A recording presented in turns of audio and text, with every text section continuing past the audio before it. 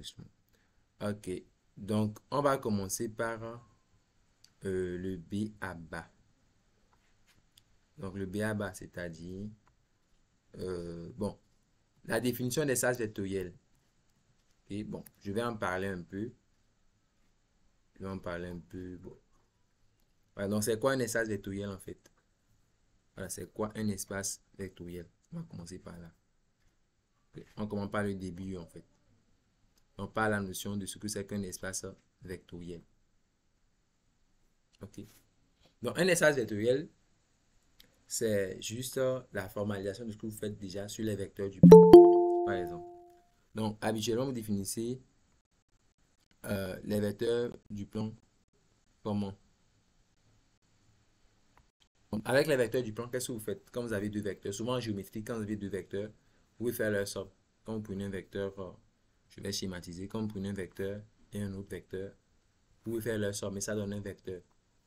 Voyez? Donc, avec deux vecteurs U et V, vous savez faire leur addition. Quand vous avez un vecteur U, quand vous avez un vecteur V, vous pouvez faire du U plus V. Donc, si je note V, l'ensemble des vecteurs, voyez? Donc sur V, il y a une opération qui est l'addition. Voilà, qui est l'addition vectorielle. Donc, l'addition vectorielle fait de telle sorte que quand je prends deux vecteurs, en fait, donc deux éléments de V, je peux faire une addition. Je peux faire le vecteur U et l'ajouter au vecteur V. Et j'obtiens un vecteur. Est-ce que vous voyez? Voilà. Maintenant, donc ça, c'est une opération. Donc, il y a une opération plus qu'on appelle l'addition vectorielle. Sur les vecteurs du plan, par exemple, vous faites de l'addition vectorielle. Cette addition est une loi interne, en fait. Voilà. C'est une loi, on va dire que c'est une loi interne au sens où elle prend deux vecteurs de V et le résultat en fait qu'elle donne, c'est aussi un vecteur de V. Vous voyez l'affaire? Donc plus prend deux vecteurs de V. Donc c'est une application en gros de V, croix V dans V. On va le dire comme ça. Donc c'est pour dire qu'il prend un vecteur U, un vecteur V et ce qu'il associe, c'est le vecteur U plus V. Voilà. Donc le vecteur U plus V qui, bon souvent, je ne sais pas trop. Admettons qu'il est quelque part ici par exemple. Donc le vecteur U plus V. Ouais, donc, sur les vecteurs, par exemple, on fait une addition. Cette addition qualifiée souvent d'addition vectorielle. Okay? Cette addition qualifiée d'addition vectorielle. Mais vous ne faites pas que l'addition vectorielle. Vous faites une multiplication. Voilà, vous faites une multiplication en fait. De telle sorte que, mais voilà, la multiplication dont je veux parler, c'est cette multiplication-là. Quand vous avez un vecteur, je peux le multiplier ce vecteur par 2. J'aurai 2 fois sa longueur. Donc par exemple, si j'ai U, ce vecteur, je peux représenter le vecteur 2U par exemple. U. Oui, ça c'est le vecteur 2U. Donc vous voyez que je peux donc prendre un réel par exemple. Je peux prendre un réel et je vais le multiplier par un vecteur. Donc dans ce cas, quand on fait un réel fois un vecteur, vous voyez que ça donne aussi un vecteur. Ok, ça donne un vecteur. Donc cette opération-là, bon, souvent on va le noter avec bon, un petit point. L'opération qui est ici, on va le noter avec un petit point. On l'appelle en fait la multiplication par les scalaires. Donc c'est le point et la multiplication. Multiplication ici par un réel. Multiplication par des réels ici. Par des réels. Est-ce que vous voyez? Donc habituellement, quand vous avez un ensemble sur lequel, si vous avez un ensemble, donc en général, ce qu'on appelle une espace vectoriel, c'est quoi? Donc si vous avez un ensemble E, cet ensemble doit être non vide. E, ensemble non vide. Si vous avez un ensemble E qui est un ensemble qui n'est pas vide, il ne faut pas qu'il soit vide. Et que sur cet ensemble, vous définissez deux lois, comme je viens de le finir sur l'ensemble vide des vecteurs. Ok? Donc une loi plus additive. Une loi additive qu'on appelle l'addition vectorielle. Cette loi, elle est interne. Interne veut dire que quand je prends deux éléments de l'ensemble, leur addition, ça donne aussi un élément qui est dans l'ensemble. On l'appelle addition vectorielle. Cette loi plus, c'est une loi additive plus appelée addition quoi? On l'appelle une addition vectorielle. On l'appelle addition vectorielle en fait. Elle prend deux vecteurs de E et ce qu'elle donne comme résultat, c'est aussi un vecteur de E. Ça, c'est l'addition des vecteurs. Et il y a une loi point, comme je viens de le définir. Mais cette loi, en fait, elle prend un réel, un vecteur. Et le résultat, c'est un vecteur. Un réel fois un vecteur, c'est un vecteur. Vous voyez? Voilà, donc c'est ce qu'on appelle en fait la multiplication par les scalaires. Bon. Ici, multiplication par des réels. Multiplication par des réels. Par des réels. Est-ce que vous voyez? Voilà. Donc ici, je vais parler des R espaces vectoriels, mais la multiplication peut se faire par des nombres complexes aussi. OK? Bon, mais je vais traiter d'abord le cas de R. Après, je vais vous parler des autres cas. Donc, quand vous avez un espace comme ça, on le note souvent. On va utiliser la notation. On dit E. Donc, sur l'ensemble E, j'ai défini deux opérations. Une opération plus une opération point. L'une qu'on appelle une addition. OK? Une addition, notamment, on l'appelle l'addition vectorielle. Et l'autre, en fait, c'est l'addition, la multiplication par des scalaires. C'est ça, en fait. Voilà, donc l'ensemble E sur lequel on définit les deux lois, on l'appelle un espace vectoriel lorsque certaines conditions sont vérifiées. Vous voyez, donc un espace, le mathématicien définit des espaces. Habituellement, vous travaillez avec des ensembles, mais sur un ensemble, on peut définir des choses. On peut définir des opérations, des lois, et ce qui nous permet de créer voilà, certains espaces. Et ça, c'est un espace qu'on appelle un espace vectoriel. Donc ceci est qualifié, est appelé espace vectoriel lorsque certaines propriétés sont vraies. Appelé espace vectoriel si et seulement si certaines propriétés doivent être vraies. Je donne quelques exemples de ces propriétés en fait. Quelques exemples auxquels on s'attend. Genre, si on veut faire de l'addition, si on veut faire du calcul sur des vecteurs, okay, si on veut raisonner sur des vecteurs, il y a ce qu'on appelle il y a des axiomes en fait qu'il faut qu'ils soient vérifiés. Donc en fait ici on est en train de créer la base. On est en train de c'est une théorie, on va dire une théorie axiomatique. Voilà, vous créez, il y a des axiomes qu'on pose, les fondements quoi. Donc pour faire des vecteurs, un vecteur est censé faire quoi? Voilà. Donc pour nous, premièrement, c'est que premièrement, j'ai déjà posé la base. Hein. L'addition de deux vecteurs est un vecteur, ça c'est la base. La multiplication d'un vecteur scalaire, c'est un vecteur. C'est comme si en fait ici, dans ce cours, on est en train de définir ce qu'on appelle un vecteur quoi. En, fait, en gros, c'est ce qu'on fait en fait. On est en train de définir ce qu'est un vecteur. Pour nous, pour avoir un vecteur, il faut avoir un ensemble. Il faut avoir maintenant deux ensembles et deux opérations plutôt. Okay? Donc, il faut d'abord avoir un ensemble. Et après, il faut avoir deux opérations sur cet ensemble pour parler de la notion de vecteur. Un ensemble, maintenant deux opérations sur l'ensemble. Maintenant, ce n'est pas tout. Il y a des propriétés comme le fait que quand je fais un vecteur U plus un vecteur V, je veux que quand on l'ajoute à W, genre, on ait la même chose que celui qui calcule comme ça.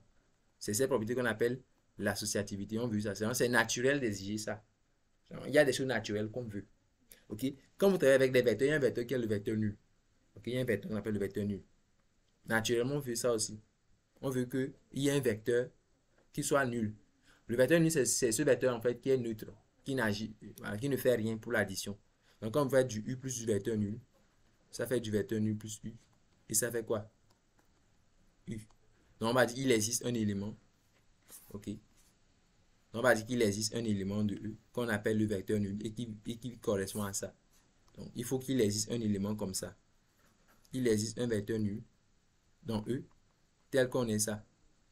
Donc, ça, c'est l'existence du vecteur nul. OK? Donc, la propriété qui est un peu plus haut, ça, c'est l'associativité. Ainsi de suite, ainsi de suite. Et l'associativité, bon, il faut qu'il y ait l'existence de vecteur nul. C'est ce qu'on appelle l'existence d'un élément neutre aussi. Donc, neutre. Le vecteur nul, il est neutre. Bah, il ne fait rien en fait. Au sens où quand tu l'ajoutes à U, ça donne U.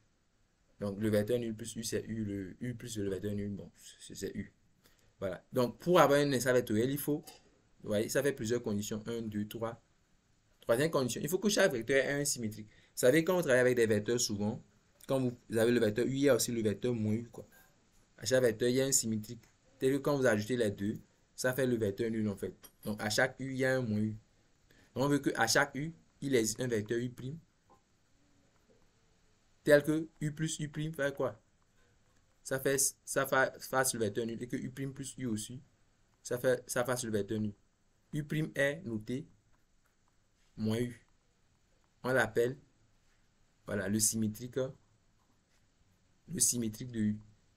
Donc, chaque vecteur doit avoir un vecteur symétrique.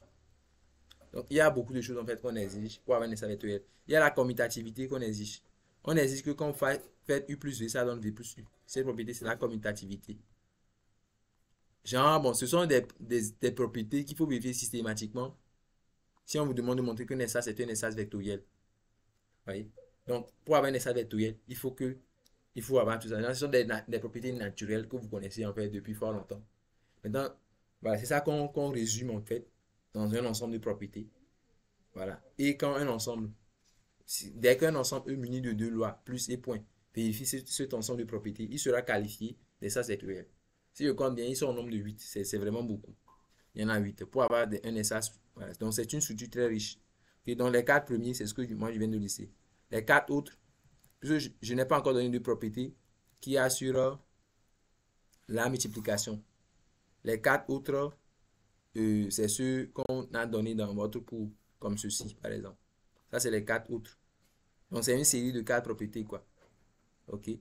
Donc, genre, il y a le premier, ça, c'est le deuxième lot.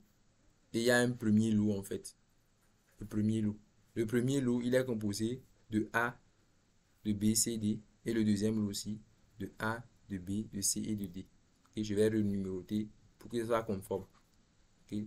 B, C et D. OK?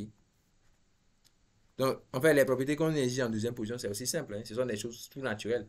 On veut que quand vous faites des choses comme ça, quand tu fais un scalaire, alpha ici c'est un scalaire, prenez, vous voyez ça comme un réel. Pas, quand tu fais un réel plus un réel fois x, bon, ça fait ça.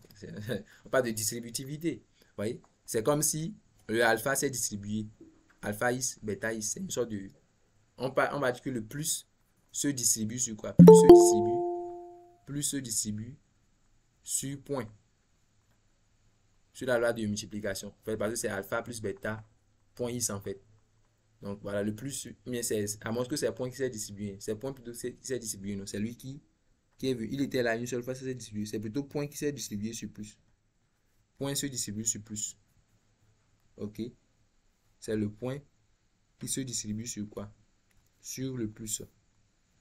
Voilà. Donc, le fait que la multiplication se distribue sur l'addition, voilà, c'est une des propriétés. Ok, j'accepte ça. Continue. Donc voilà, la multiplication se distribue sur l'addition et d'autres choses aussi, évidemment. Euh, Ici, ouais, ça c'est la distributivité à gauche. Hein. Bon, à moins que oui, c'est à gauche. Voilà. Bon, en tout cas, la multiplication ici est à droite, c'est à droite plutôt. Le point ici est à droite de plus. On est à droite de plus ici. OK? Alors qu'ici, quand on écrit cette propriété, la multiplication, on écrit alpha point x plus y là. Ça, c'est la distributivité à gauche. Donc, le point se distribue sur. Voilà. Donc, distributivité des scalaires par rapport à la somme des vecteurs, donc à gauche. Bon, on exige aussi ces propriétés. En fait, ce sont des propriétés toutes naturelles qu'on exige. Ça là. Et l'unité, le 1 is, ça fait is. Mais vous avez remarqué que lui, il utilise K au lieu de mettre R. K au lieu de R. Donc, K ici, habituellement, en tout cas à votre niveau, pour le moment, ne vous embêtez pas trop. Comprenez que K, ça peut être par exemple, en fait, ça s'appelle un corps. Mais moi, je trouve que, bon, peut-être ça va, ils vont trop vite en besoin. Si vous ne savez pas encore ce qu'on appelle un corps, c'est pas grave. Vous pouvez travailler sans souci. Quand il met K, vous pouvez prendre K comme R par exemple, ou K comme Q, ou K comme C. En fait, ce qu'on appelle K, K, en fait, c'est un corps. K est appelé un corps. K s'appelle un corps. C'est un corps ici commutatif. Bon, on parlera plus tard de ça, ok? Plus tard, bon, ce n'est pas une notion d'algèbre linéaire, en fait, la notion de corps commutatif. Mais si je vais vous donner une idée, c'est un ensemble sur lequel vous pouvez faire de l'addition, vous pouvez faire de la multiplication, et vous pouvez faire des inverses aussi. Voilà. Par exemple, Z n'est pas un corps, parce que dans Z, on ne peut pas faire des inverses.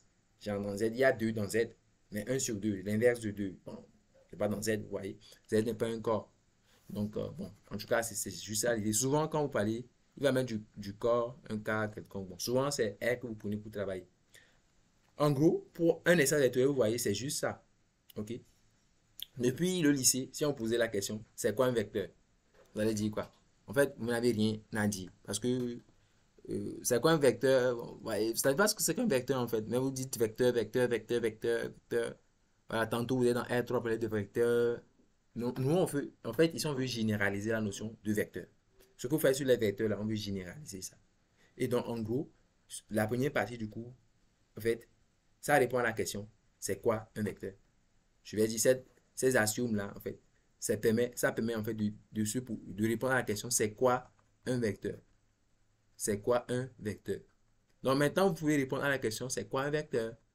Si on me dit c'est quoi un vecteur, je vais dire qu'un vecteur, c'est un élément d'un espace vectoriel. C'est ça. Un vecteur est un élément d'un espace vectoriel. Si on me pose la question, c'est quoi un espace vectoriel?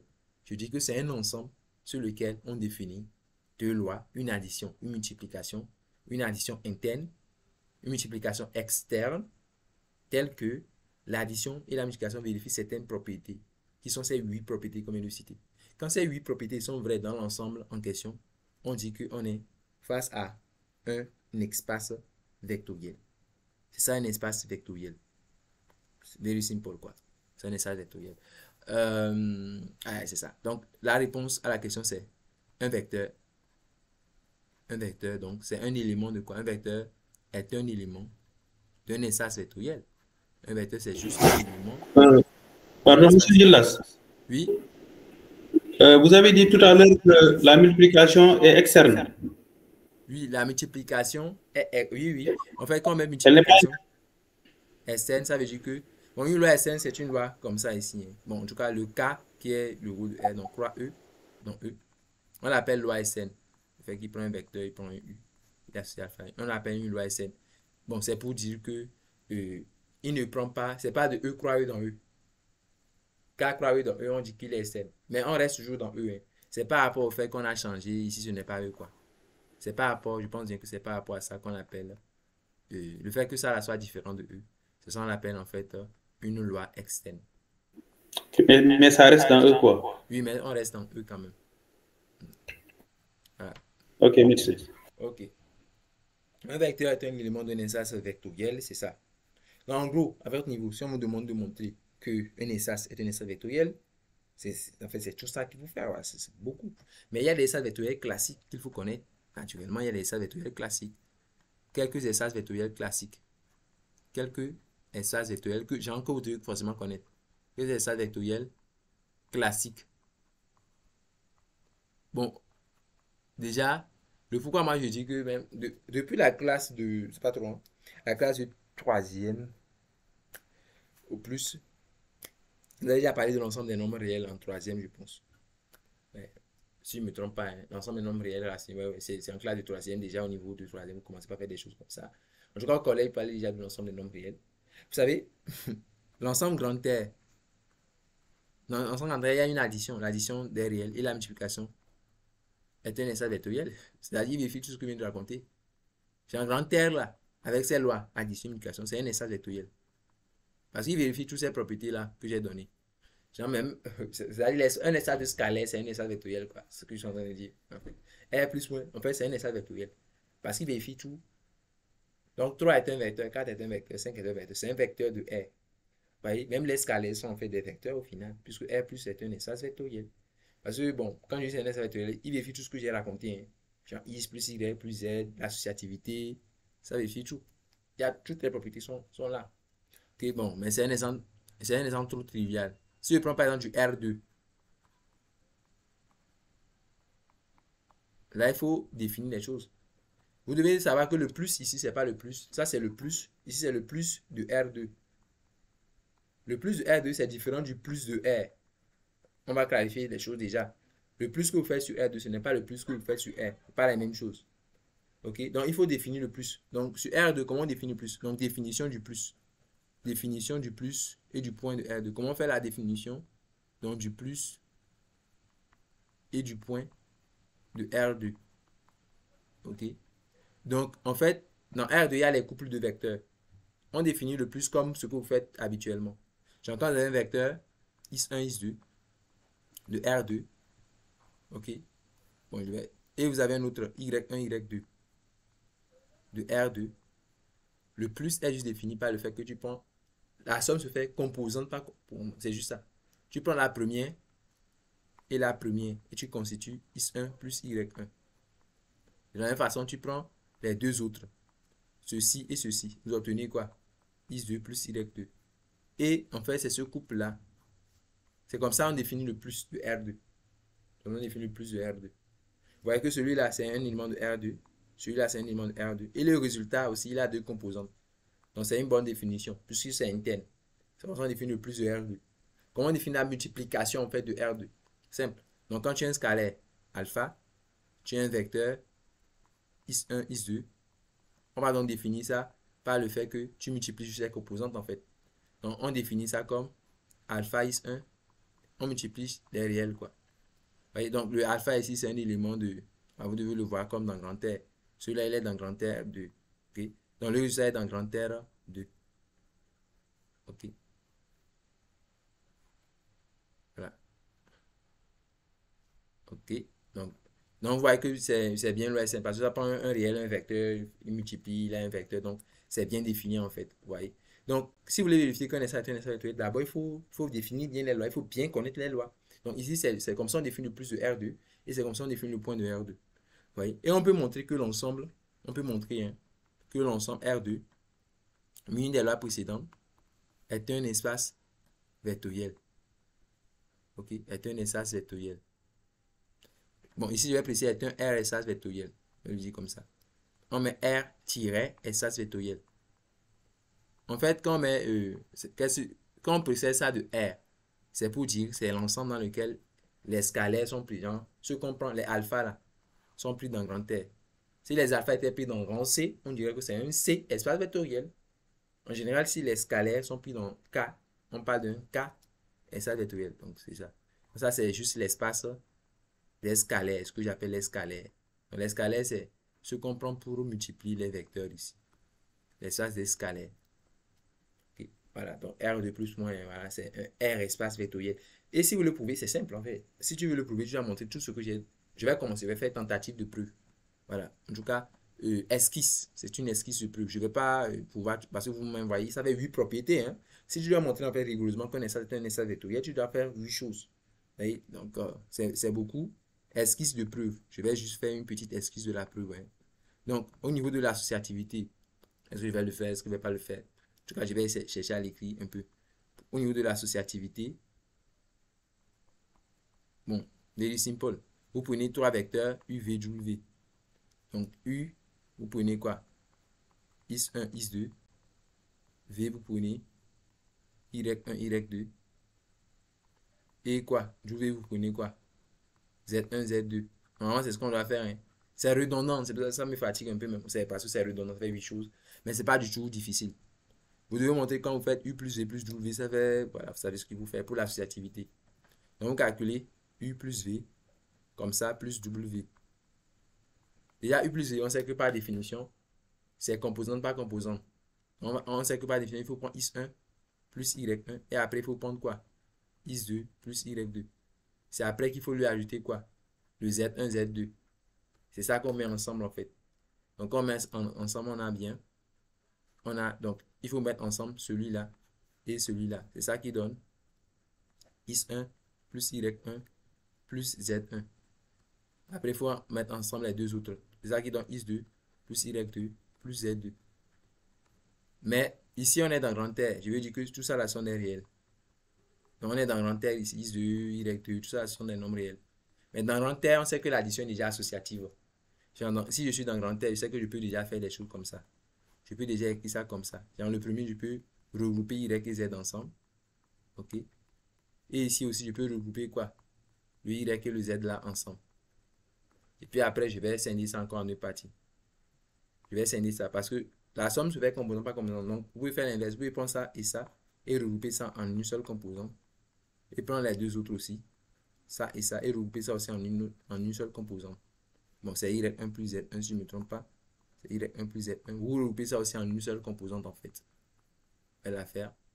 Et vous faites du plus entre les deux.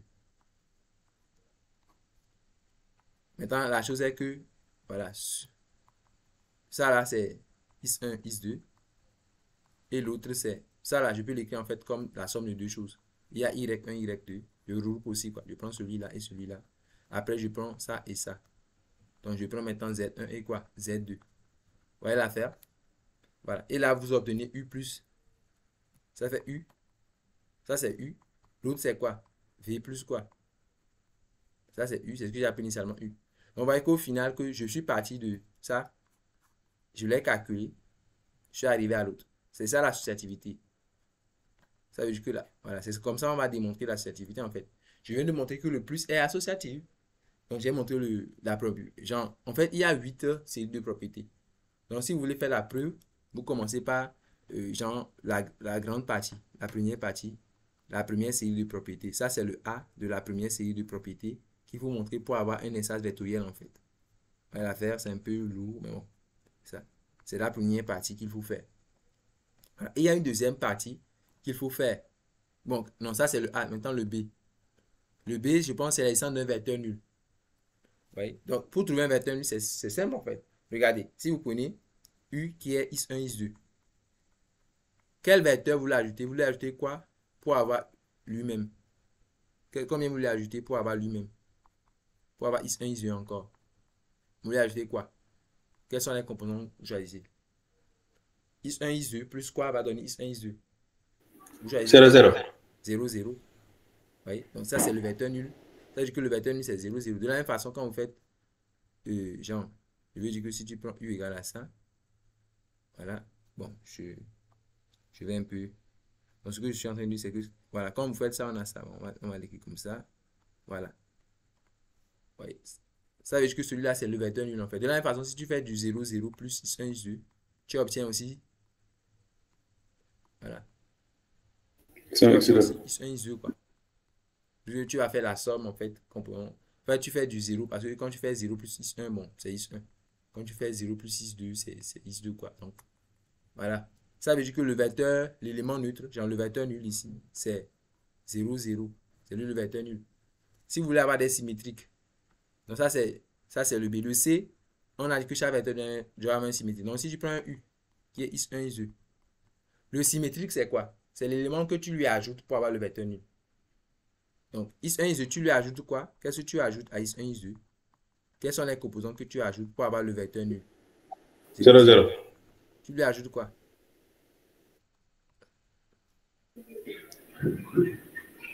Donc qu'est-ce que Moins j'ajoute? x1, moins x1, moins x2. C'est ça. x1, x2. Ça veut dire qu'il est en fait, il est symétrique en fait. Je peux aussi faire l'inverse. Ça veut dire que le symétrique de is1, is2, c'est, on va dire que le symétrique de ça, c'est moins is1, moins is2 en fait. Ça veut dire que is1, is2 est symétrisable. Est symétrisable. Chaque élément admet un symétrique quoi. Est symétrisable. Et voilà, son symétrique c'est ça en fait. En fait, je peux faire ainsi de suite démontrer toutes les propriétés. Donc moi je commence juste et puis vous continuez quoi. Donc de la même façon vous montrez D. Une fois que vous démontrez D, vous arrivez maintenant à 2. Vous démontrez qu'au niveau de 2, A aussi est vérifié, B est vérifié, C est vérifié. Vous démontrez tout. En fait, c'est comme ça qu'il faut faire pour avoir un espace vectoriel. Il faut vérifier toutes les propriétés. C'est comme ça qu'on montre que cet ensemble est un espace vectoriel. Et cet espace vectoriel, vous l'utilisez depuis fort longtemps. Quand vous travaillez dans le plan, quand vous travaillez dans le plan, c'est ce que vous faites. Vous l'utilisez depuis fort longtemps, sauf qu'on ne lui a pas donné un nom. Ce n'est pas la première fois que vous avez ça. Vous l'utilisez depuis fort longtemps. Quand vous avez un vecteur, voilà, dans R2, c'est ce que vous faites en fait. Vous avez le vecteur U, vous mettez deux coordonnées, 3, 4, comme ça, dans la base IJ là. C'est de l'espace vectoriel que vous faites comme ça. Genre, je veux dire, c'est de l'algèbre linéaire que vous faites comme ça. Voyez? Et puis quand vous avez un autre V, égal à 4, 7, vous faites U plus V égale, puis vous faites la somme composante par composante, vous faites 7, 11, je pense. En fait, vous faites de R2 est assimilable. R2, en fait, on l'associe en fait au plan V. V des vecteurs du plan. V, vecteur du plan. Ensemble des vecteurs du plan. Voilà, l'ensemble des vecteurs du plan là. En fait, c'est ça qui est associé à R2 communément. R3, ça serait identifié à l'espace des vecteurs de l'Est. R3 serait identifié à l'espace à 3 dimensions, quoi. Il est identifié à l'espace ambiant. Donc, vous voyez qu'on peut généraliser, en fait, ce qu'on fait R2, R3. Ça, c'est ce que vous faites, dans des petites dimensions. Mais on peut travailler dans Rn en général, ok? Rn, là, c'est les vecteurs qui ont, c'est les n composantes, en fait. Avec les is1 jusqu'à isn sont ici des nombres réels. Voilà, on peut faire ça, C, S, N, Q puissant. C'est ça. C'est un espace vectoriel, ok? Rn muni de l'addition et de la multiplication est un espace vectoriel. Voilà, la définition du plus. Comment on définit le plus? C'est comme précédemment. Donc, si tu as un x qui fait is1 jusqu'à Xn. Et quand tu prends un Y qui fait quoi? Y1 jusqu'à quoi? Yn, vous voyez comment on va définir le plus? On va définir sa composante par composante. Donc, X plus Y sera défini comment? On va faire la somme. Tu vas prendre X1 et Y1, tu mets ça ensemble. Ainsi de suite jusqu'à Xn plus Yn. La multiplication, quant à elle, naturellement, donc quand tu as un X qui fait X1 jusqu'à Xn, la multiplication alpha X sera définie comme alpha X1 jusqu'à quoi? Alpha Xn. C'est ça la définition de la multiplication en fait. Donc ça c'est la définition de quoi dis-je? Ça c'est la définition de plus, ça c'est la définition de la loi multiplicative. Voyez, donc c'est un espace vectoriel bien connu. Il y a plusieurs autres espaces vectoriels. Ok? On peut définir un espace vectoriel de polynôme, un espace vectoriel de matrice, un espace vectoriel de... Vraiment, il y a plusieurs types d'espaces vectoriels. Ce que je viens de donner, c'est juste un exemple. Et c'est un exemple classique que je pense que vous devez connaître.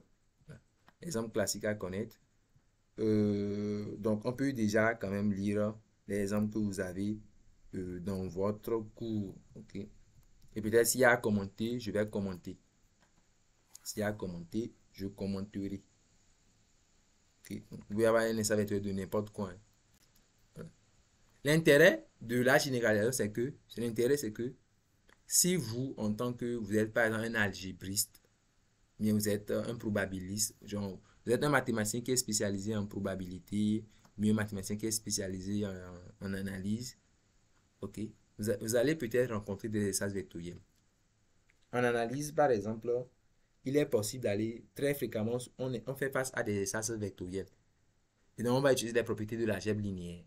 Peu importe le domaine dans lequel on est. Si je suis en plein géométrie, je fais un essai de géométrie, je travaille un peu, et puis je trouve un ensemble sur lequel il y a une loi, plus il y a une multiplication qui vérifie les propriétés des espaces vectoriels. Automatiquement, toutes les propriétés qu'on va établir dans le cours sur les espaces vectoriels sont applicables. Oui? Donc ça nous permet en fait de travailler un peu partout. Je vais dire que l'algèbre linéaire, c'est un outil fondamental. C'est un outil très fondamental.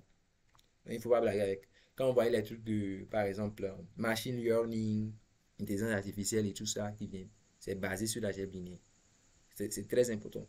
Vous allez voir que même ceux qui sont en physique, ceux qui sont en informatique, en tout cas dans les autres domaines même, ils font l'algèbre linéaire. Donc c'est très important. Ce n'est pas une matière avec laquelle il faut blaguer. C'est partout en fait. Surtout dans les mathématiques appliquées. C'est très très utile. Voilà, comme je disais, ça vectoriel. Ça intervient partout. Dans chaque bande des mathématiques, il y a des espaces vectoriels. Donc, vous voyez déjà, par exemple, on va juste lire quelque chose. L'ensemble des vecteurs du plan, vous voyez, déjà, ça, c'est de la géométrie. C'est en géométrie. Déjà, vous faites de la géométrie affine, vous voyez que vous utilisez des vecteurs dedans. Donc, déjà, l'ensemble des vecteurs du plan qui nous V+, c'est un espace vectoriel. Je l'ai introduit, vous voyez. L'ensemble R des nombres réels, je viens d'en parler, c'est un espace vectoriel classique, c'est évident. De la même façon, l'ensemble des nombres complexes, c'est un CSA vectoriel, c'est évident. C'est un RSA vectoriel, mais c'est aussi un CSA vectoriel. Vous pouvez multiplier par R ou bien par C, il n'y a pas de souci. Maintenant, c'est pas tout. L'ensemble des fonctions numériques, c'est un SA vectoriel en fait. Genre, les fonctions peuvent être pas des vecteurs. Parce que quand tu as deux fonctions, quand tu as une fonction f et une fonction g, tu peux faire f plus g, non? Voilà. Comment est-ce qu'on définit f plus g? Genre, f plus g, c'est la fonction définie par f plus g. Bon, quand il parle de fonctions numériques, soit dans l'ensemble des fonctions numériques, ce qu'il appelle f comme ça, je vais l'écrire, c'est l'ensemble en fait des applications, bon, en tout cas des f de R dans R qui sont des fonctions, on va dire ça comme ça. Des fonctions. Ok. Bon, je préfère mettre des applications. Parce que les fonctions, des fois, il y a des points où ils ne sont pas définis. Donc, quand on parle d'application, c'est beaucoup plus. L'ensemble de f qui sont des applications. Je préfère dire ça comme ça. Voilà. Okay. Donc, si vous prenez cet ensemble, en fait, c'est un espace vectoriel. Vous pouvez y définir une addition et une multiplication. Une addition et une multiplication. Donc, vous devez vous poser la question. Quand je dis que c'est un espace vectoriel, tu dois te poser la question, pour quelle loi? Ok? Parce qu'un ensemble peut être un espace vectoriel. Okay? Ça peut être un espace vectoriel pour des lois données, sans l'être pour d'autres lois. Donc, quand vous changez la loi, la structure change. Ça peut ne pas être un espace vectoriel. Donc, pourquoi est-ce que f est un espace vectoriel? On définit une addition. C'est quoi l'addition? Quand vous avez deux fonctions, Ok, vous savez FG2 des applications. On définit F plus G par quoi? F plus G hein, est défini comme F plus G de X. On définit ça comme F de X plus quoi? C'est comme ça on fait l'addition. Comment on définit la multiplication? Simple. Alpha F, c'est la fonction définie par alpha F de X. Ça fait quoi? Alpha fois F de X. C'est comme ça qu'on définit. Donc, si je parle par exemple de la fonction, genre, pour que vous compreniez ces lois-là, quand je parle de la fonction sinus plus cosinus, par exemple, ça c'est une fonction. Donc, sinus plus cosinus, par exemple, de X, cela définit comme sinus de X plus cosinus de X. Ok. Là, par exemple, quand on parle de 2 sinus, par exemple, 2 sinus, cela définit, puis je mets 2 sinus de X, c'est défini comme 2 sinus de X comme ça, quoi. Donc, c'est comme ça qu'on définit l'addition. On montre que pour ces lois-là, c'est un espace vectoriel. Quel est son élément neutre? Je vais juste, voilà. Pourquoi c'est un espace vectoriel? On va essayer de voir directement pourquoi c'est un espace vectoriel. Okay. C'est un espace vectoriel. Ok. Déjà, l'associativité, quand tu as la somme des fonctions, bon, c'est clair, hein? L'associativité est vérifiée. Quand tu as f plus, c'est vérifié. Ok. C'est facile à vérifier. Et il y a un élément neutre. L'élément neutre, c'est quelle fonction? L'élément neutre, ici, il y a une fonction. Hein? On n'est pas dit que les gens m'ont dit que 0 est l'élément neutre. C'est 0 n'est pas 0. C'est quel 0? C'est de parler de quel 0? Le 0, c'est la fonction nulle ici. Alors, si vous prenez la fonction là, la fonction qui de R dans grand R, qui a x associe 0. Je ne sais pas quel nom lui donner. Appelons-la θ. Voilà, appelons le θ comme ça. Bien, je vais l'appeler vecteur nul. Okay, pourquoi pas? Ici, c'est vecteur nul. Si vous voulez. C'est ça. Parce que quand tu fais f plus le vecteur nul de x, ça va faire f de x. Voilà, plus voilà, la fonction. En fait, le vecteur nul de x, c'est 0, quoi. Ça va faire f de x plus 0. Ça va faire f de x, quoi. Vous voyez que ça fait f. En gros, comme f plus le vecteur nul de x, ça fait f de x. Ça veut dire que ceci est valable pour tout x. Hein. Ça veut dire que f plus le vecteur nul. Donc f plus le vecteur nul, ça veut dire que f plus le vecteur nul, c'est f ça. Parce que f plus le vecteur nul de x est égal à f de x, ça veut dire que f plus le vecteur nul, c'est f. Et donc, l'élément neutre, c'est la fonction nulle, quoi. C'est la fonction nulle. Quel élément neutre? Ok. Donc, le symétrique de f, c'est moins f. Le symétrique de f, par exemple, c'est moins f. On peut vérifier ça, quoi. Genre, voilà, ça va faire la fonction nulle. Bon, je vais mettre la flèche sur ça.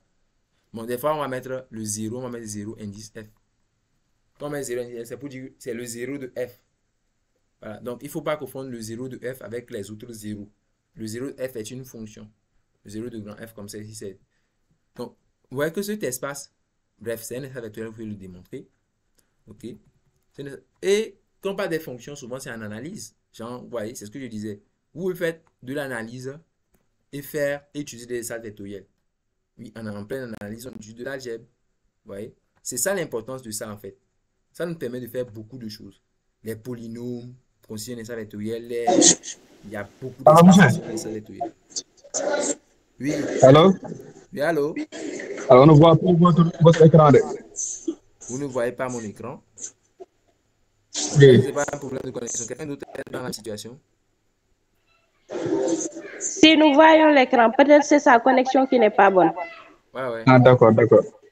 Il faut essayer de réactualiser ça. Okay. Voilà. Donc, qu'est-ce que je disais? Je disais que, voilà, au niveau des... Il y a plusieurs espaces. Ok. Bon, ici, il parle des espaces de polynômes. Je pense que c'est utile d'en parler. Les espaces des polynômes. En tout cas, peut-être le moment venu, j'en parlerai. Hein. Donc, vous pouvez lire. Bon, pour avancer, il y a plusieurs types d'espaces vectoriels. En tout cas, c'est la leçon, en fait. Il y a plusieurs sortes d'espaces vectoriels. Les espaces de polynômes, les espaces de suite, les espaces même de matrices. Bon, les matrices, on en parlera plus tard. Okay? C'est un peu précoce d'en parler directement. Bon, mais la propriété là, c'est trivial. C'est trivial. Maintenant, quand on parle de sous-espaces vectoriels, bon, c'est quoi un sous-espace vectoriel? C'est évident. Souvent, le mathématicien, quand il définit un espace, il va parler de sous-espace considéré. on parle par exemple d'espace topologique, on parle de sous-espace topologique. Il y a, en tout cas, il y a plusieurs notions. On parle de groupe, sous-groupe. C'est quoi on parle d'ensemble, il y a toujours la notion du sous-ensemble en fait. Donc, c'est quoi un sous-espace vectoriel d'un espace vectoriel en fait? Pour avoir un sous-espace vectoriel d'un espace vectoriel, il faut d'abord avoir un espace vectoriel en fait. Donc, vous êtes dans une situation où vous avez déjà un espace vectoriel. Disons, soit vous avez déjà un espace vectoriel E muni de l'addition et de la multiplication. Ok, vous avez E muni de l'addition et de la multiplication. Ah ouais, bon, je veux je veux revenir un peu plus bas. J'ai donné des exemples d'espaces vectoriels, mais j'ai donné des exemples de choses qui ne sont pas des espaces vectoriels. Parce que les gens peuvent croire que tout est un espace vectoriel. Okay. Donc, je vais essayer de vous montrer schématiquement, donc de façon visuelle, un exemple d'espace vectoriel et un exemple d'espace non vectoriel. De façon juste visuelle. Okay. Quand vous prenez par exemple cet espace, juste le cercle jaune, l'ensemble des points du cercle jaune, ce n'est pas un espace vectoriel. Je dis pourquoi. Donc, supposons que ça, c'est l'origine de mon espace. Donc, pour moi, les vecteurs de l'espace, quand je prends ce point, en fait, il est représenté par ce vecteur. Il faut voir ce vecteur. OK. Ce vecteur, je vais dire ce vecteur appartient à mon espace. Bon, donc, c'est un élément de... Donc, quand je prends ce vecteur, parce que pourquoi je dis qu'il est dans l'espace, ce point-là correspond en fait à l'origine 0, 0, quoi. OK. Donc, celui-là correspond en fait à un point, par exemple, x1, x2. Supposons que c'est le cercle de centre 0 et de rayon 1 par exemple. Okay. C'est-à-dire que j'impose la condition à ce que x1 carré plus quoi? X2 carré. Donc le cercle, disons que c'est le cercle trigonométrique. Le cercle de centre 0 et de rayon 1. Okay. Donc le cercle trigonométrique, il est caractérisé par son équation x carré plus y carré égale à 1. En gros, voilà. Donc par exemple, x1, x2, il est sur le cercle parce que bon, la distance à 0, 0, c'était 1 quoi. Comme en fait, la distance entre 0 et 0, ça fait 1 non. Voilà, donc par exemple, x1, x2, il appartient au cercle C. Quand je vais prendre un autre, vous voyez, si je prends, je vais prendre un autre vecteur que je vais dessiner. Si je prends celui-là, un vecteur qui est comme ça, je montre que c'est y1, y2. Vous voyez que lui aussi, y1, y2, lui aussi, il est dans C. Selon vous, est-ce que la somme est dans C? Est-ce que selon vous, la somme des deux vecteurs, quand je fais la somme des deux vecteurs, est-ce qu'il est encore sur le cercle? Voilà. Quand on fait la somme, genre, est-ce que si je fais x1, x2, il peut ne pas être sur le cercle. il n'est pas sur le cercle, n'est-ce pas? Oui, il peut ne pas être sur le cercle. Vous voyez bien qu'il n'est pas sur le cercle. Parce que quand je vais dessiner la somme, vous savez, en géométrie, quand on fait des sommes, là, bon, souvent on fait un truc comme ça. Souvent on fait un truc comme ça. Bon, en tout cas, bon, je vais représenter rigoureusement la somme. Donc, si je fais de la somme, je vais mettre ce monsieur ici. OK. Après, je vais mettre ce monsieur là-bas. Non. Je vais mettre ce monsieur de l'autre côté. OK. Ça, en fait, ça va se former. Quelqu'un, bon, on a envie de dire qu'il est sur ça. Hein. Avec le dessin que je fais, c'est le dessin qui est trompeur. C'est le dessin qui veut tromper là. Sinon, si vous faites bien la somme, vous prenez un truc là, correctement, vous faites la somme, vous verrez qu'il n'est pas sur ça. Voilà, donc si vous tracez la parallèle, genre une sorte de parallèle comme ça, genre de telle sorte à avoir un parallélogramme quoi. Une autre comme ça, c'est pas trop. Peut-être que la somme se retrouve de l'autre côté. Bon, disons que c'est une esquisse que je fais. Okay? Pas exactement ça, on va admettre. Donc, quand même, la somme se retrouve là peut-être quelque part ici, par exemple. Vous voyez qu'il va sortir du cercle en fait. Le vecteur que j'obtiens n'est pas sur le cercle. Ce dessin n'est pas un espace vectoriel. Parce que pour un espace vectoriel, il faut que la somme de deux vecteurs soit un vecteur. Donc, un cercle, par exemple, là, ce n'est pas un espace vectoriel. Un cercle C n'est pas un espace vectoriel. Pas un espace vectoriel. Parce qu'il n'est pas stable par addition. Pour avoir un espace vectoriel, il faut au moins que quand vous faites deux choses dedans, la somme de deux choses, et que vous obtenez un espace, un élément dedans. Quoi. Okay? Donc, du moins, pour l'addition et la multiplication de R2, ce n'est pas un espace vectoriel. Et ce n'est pas un espace vectoriel. Voilà, ça ne marche pas. Ok, bon, je peux vérifier algébriquement. Quand je prends par exemple 1, 0, le vecteur 1, 0, c'est un vecteur. Bon, je préfère mettre C plus 1. Parce qu'il se pourrait que vous trouviez des lois qui font de lui un espace vectoriel, qui sait. Donc, j'ai besoin de mettre du C plus et l'addition de la multiplication là, c'est pas un espace vectoriel. Par exemple, de façon un peu plus calculatoire, 1, 0 appartient au cercle. 0, 1 aussi appartient au cercle. Parce que, bon, leur distance c'est 1. Genre, il s'agit des points là en fait. 1, 0, il est quelque part ici. 0, 1 peut-être, il est quelque part ici par exemple. Donc, ce sont les points en fait du cercle quoi. Mais quand vous faites 1, 0 plus 0, 1, ça donne quoi? 1, 1. 1, 1 n'est pas sur le cercle. Parce que si vous calculez la distance, si vous faites 1 au carré plus 1 au carré, ça ne fait pas 1, c'est 2. C'est différent. Donc, ce n'est pas sur le cercle de centre 0 et de rayon 1. Vous voyez? Donc, c'est un exemple d'espace qui n'est pas un espace vectoriel. Vous voyez déjà? Donc, schématiquement, c'est ça. Schématiquement, en fait, schématiquement, tout ce qui est courbé ne sera pas, genre, tout ce qui sera quelque chose un peu courbé, tout ce qui est courbé n'est pas un espace vectoriel. Ceci, cet ensemble-là, n'est pas, tout ce qui sera en fait courbé ne sera pas un espace vectoriel, n'est pas un espace vectoriel R2, n'est pas un, en tout cas, n'est pas un espace vectoriel, quoi. En tout cas, pour l'addition et la multiplication. Mais quand vous prenez par exemple une droite, ok, quand vous prenez une droite, donc quand je fais schématiquement, quand je fais une droite comme ça, je prends une droite, je vais dessiner deux droites par exemple. Je vais prendre une droite qui est comme ça, et je vais dessiner une autre qui est comme ça. Voilà. Celle-là, je suppose que c'est la droite d'équation y égale à x. Et ça, c'est y égale à x plus 1. En fait, déjà schématiquement, vous voyez que la stabilité par combinaison linéaire, bon, ça peut-être que lui semble marcher. Peut-être que la stabilité par combinaison linéaire semble marcher. En tout cas, on va tester, voir. On va tester si, voilà.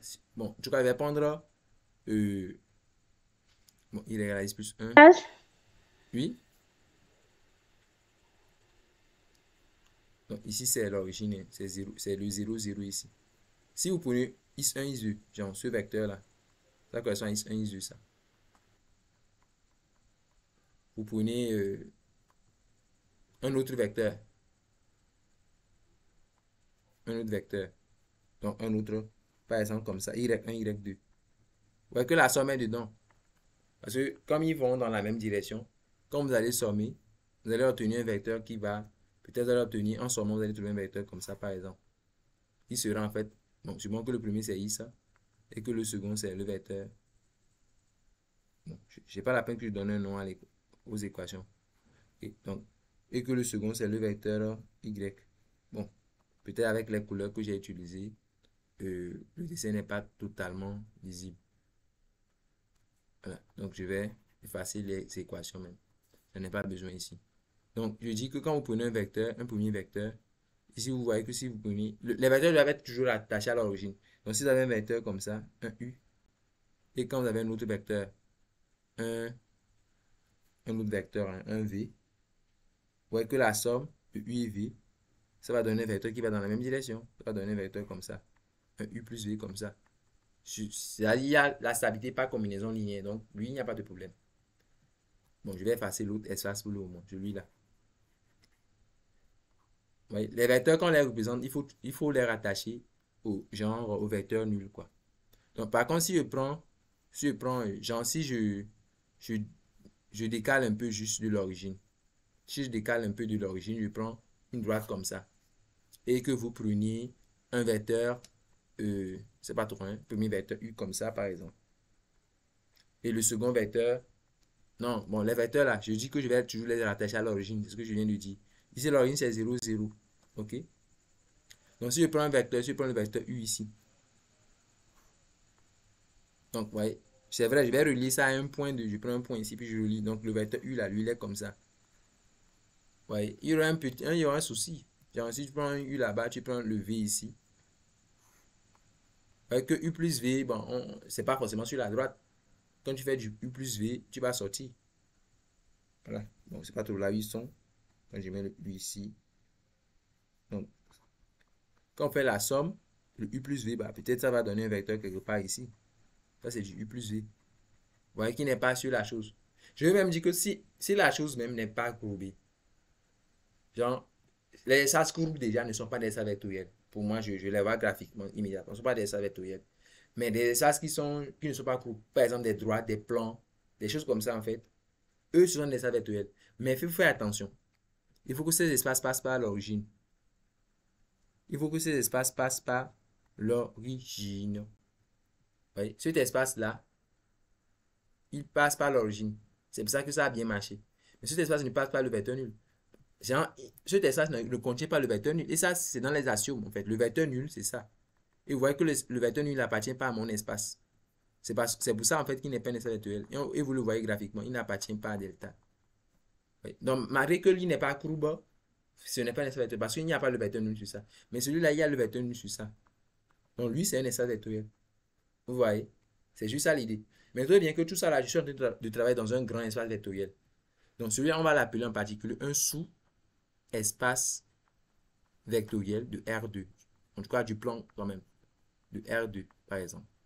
Donc, le domaine delta, par exemple, est un... Delta est un... Parce que c'est un espace vectoriel qui est dans un autre espace vectoriel. On l'appelle un sous-espace vectoriel du premier. Sinon, les sous-espaces vectoriels sont aussi des espaces vectoriels.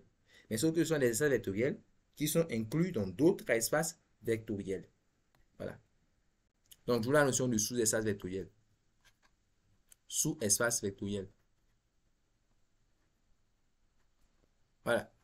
Donc, c'est quoi un sous-espace vectoriel? Je viens de l'expliquer. Il faut d'abord avoir un espace vectoriel. C'est comme j'ai R2. Et dans R2, les droites qui passent à l'origine sont des espaces vectoriels dans R2. Okay? Dans R3, les plans, par exemple, les plans, parce que les plans ne sont pas courbés. Ouais? Les plans sont des espaces vectoriels. Et les droites aussi dans R3 sont des espaces vectoriels. Dans R4, bon, vous ne pouvez pas vous imaginer R4. Les physiciens diront l'espace-temps. Ce que les physiciens, eux, diront. Parlons d'espace-temps. Donc, le sous-espace vectoriel ici, c'est quoi? Il faut d'abord avoir un espace vectoriel. Donc, soit E, muni de l'addition et de la multiplication, un espace quoi? Un espace vectoriel sur le corps K. Sur le corps commutatif K. Bon, K, ici vous prenez R ou C, bon, c'est pas mal. Donc, vous prenez un espace vectoriel. Donc, le corps, c'est l'ensemble des scalaires. Là, on prend les réels, les scalaires, en fait. Donc, un sous-espace vectoriel, c'est juste un espace vectoriel inclus dans E. Donc, si vous avez F, une partie non vide, il ne faut pas que ce soit vide quand même. Donc, F, une partie non vide de E, une partie non vide de E. Donc, on dit que F muni de l'addition et de la multiplication. Donc, F est muni des mêmes lois. Donc, les plus ces points n'ont pas, c'est les mêmes lois de E. Donc, on dit qu'on induit les lois de E sur F. Donc, on induit, on restreint, c'est une sorte de restriction. Donc, plus point. F, là, où plus et point sont les restrictions. C'est la même chose, on a juste restreint. Parce que E, lui, il est plus grand. Okay? On a restreint les lois sur F. Ce sont les restrictions, pas des restrictions, des lois de E sur F. Des lois de E sur F.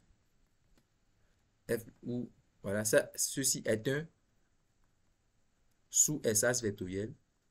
Sous-espace vectoriel de E. Lorsque quoi? On dit que c'est un sous-espace vectoriel si et seulement si. Pour avoir un sous-espace vectoriel, il faut forcément que ça soit un espace vectoriel. Si et seulement si F lui-même est un espace vectoriel, quoi? Est un espace vectoriel.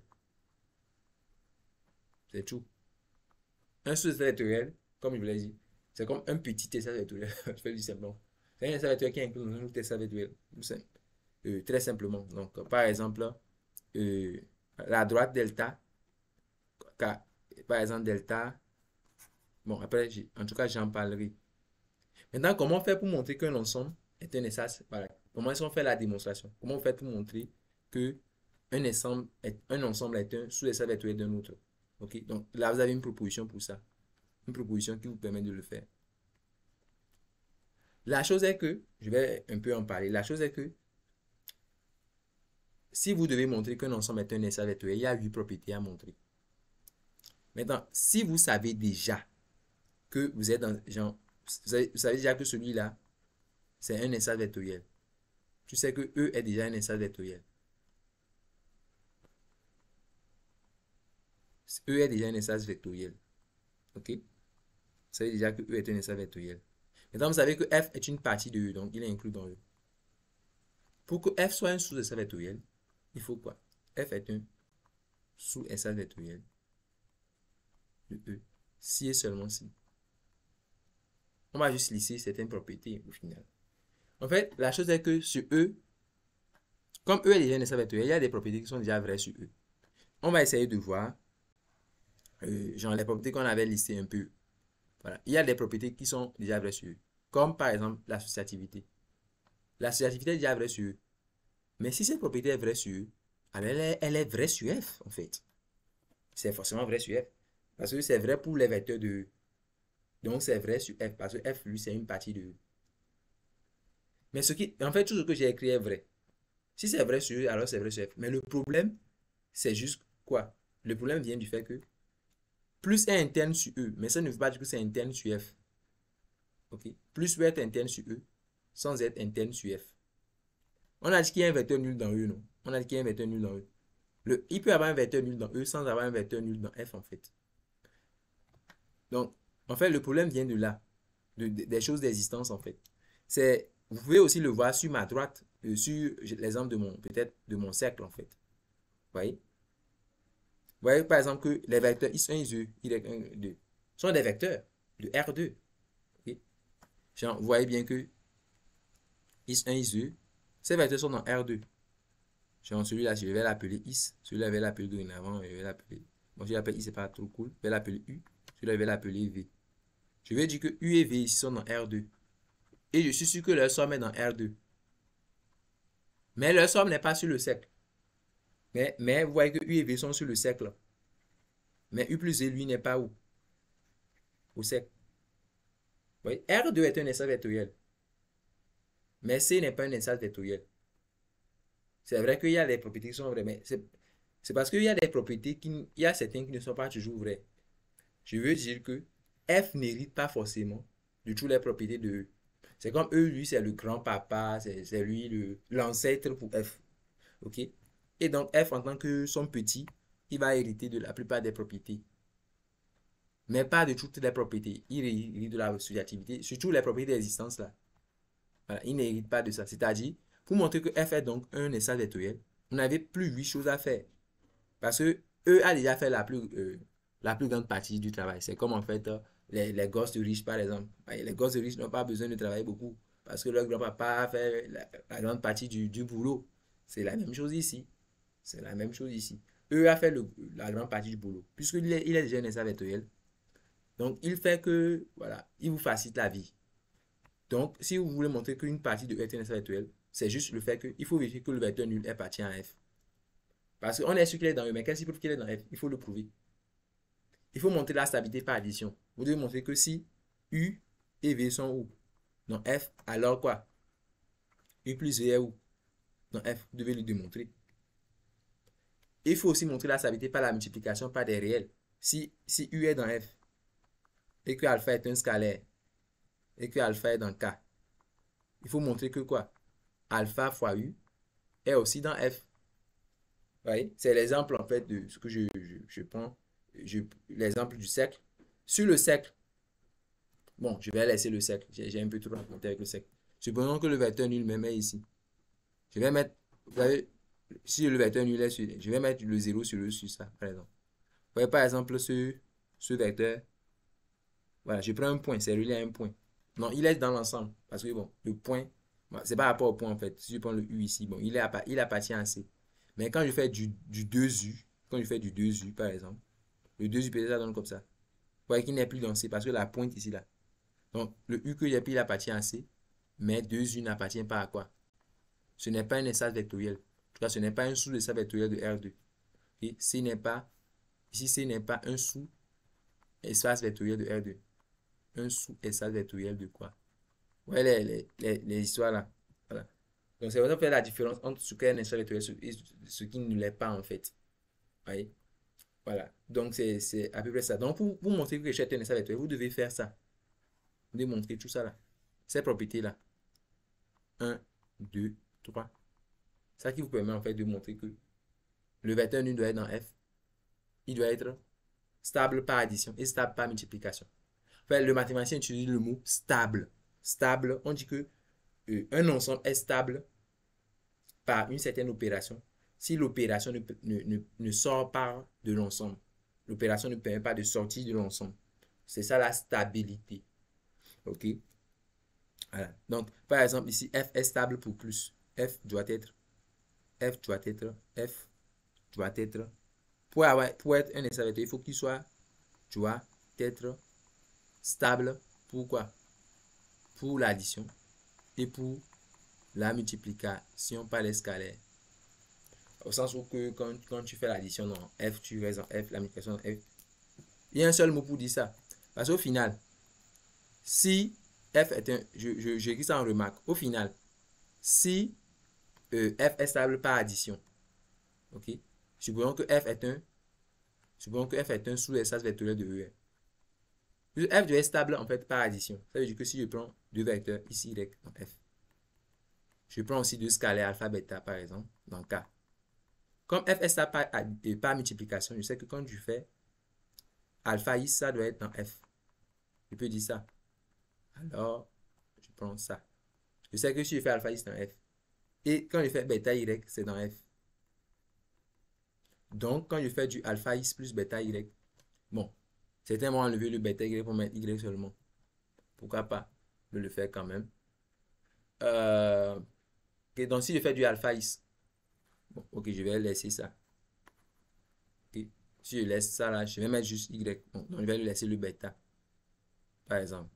Bon, de toute façon, je vais prendre le bêta égal à 1 après ça. En tout cas, je vais prendre bêta. Bon. Donc, le bêta y, il aussi, il doit être dans F. Donc, si vous faites alpha i plus, juste c'est ça par addition. Donc, vous faites alpha plus i plus bêta y, c'est aussi dans F, quoi. Oui. Voilà. Et réciproquement, en fait. Je sais, réciproquement, si cette propriété est vraie, si alpha i plus bêta y appartient à F, c'est ça? Quel que soit alpha, bêta, élément de K, et quel que soit ici y, élément de F. L'inverse, la propriété inverse est vérifiée, c'est-à-dire, vous pouvez choisir bêta égale à 0.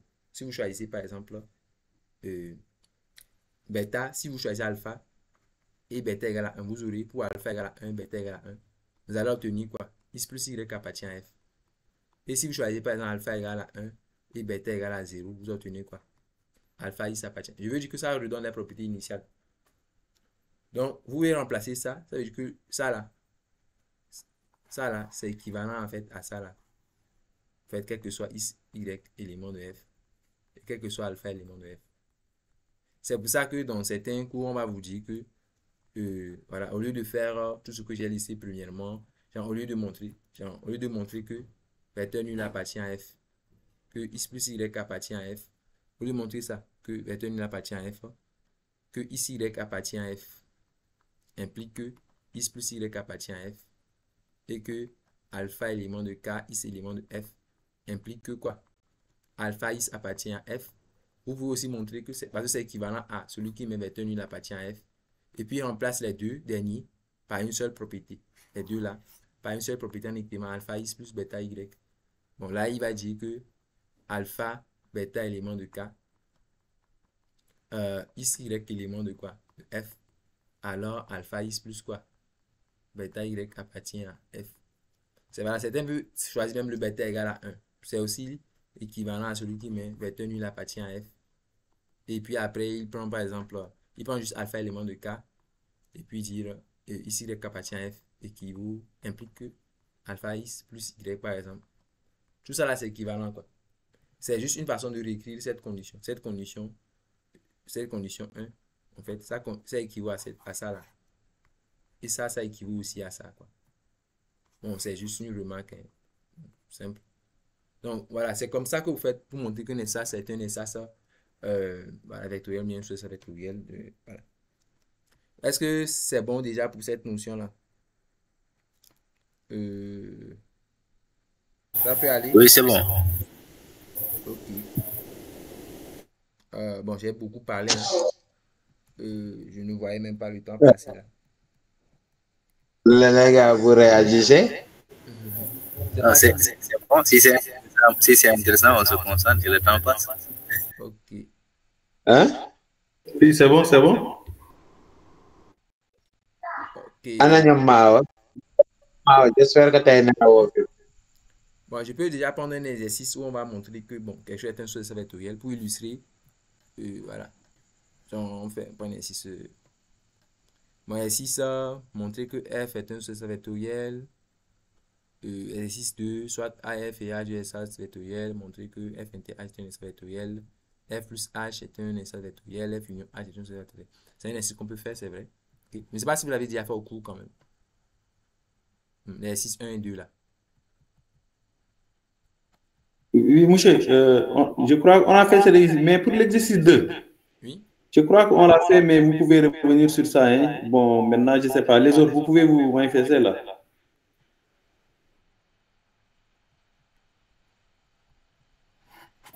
Oui, on peut prendre le 2. On peut prendre le 2. Je pense que le 1, c'est assimilé. Ok.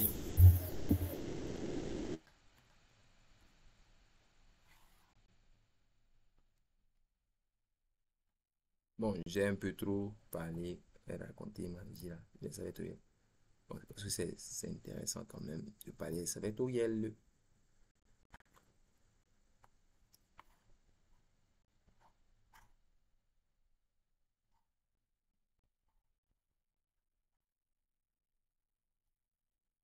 Ok.